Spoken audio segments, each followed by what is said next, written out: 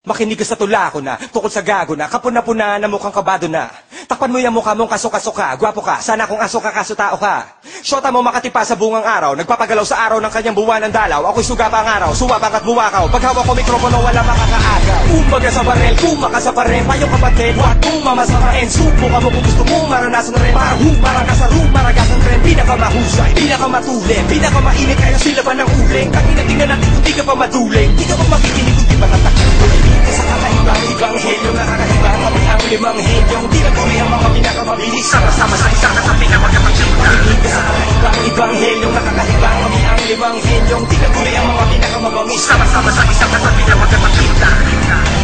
Sige, inaamin ko na, magmula pa noon, minsan ay nabibikon kapag di nakatugon sa sinabi mo sa akin, hinatagan mong awitin, binipilit mong gamitin at mga letra'y isipin. Pero bihip ng hangin ay nagbago, ang tao na tinago ay nagplano, mga kalabay na talo kahit Amerikano, Meksikano. Hoy, magkano ba ang CD ng Makatang may awit na walang tono?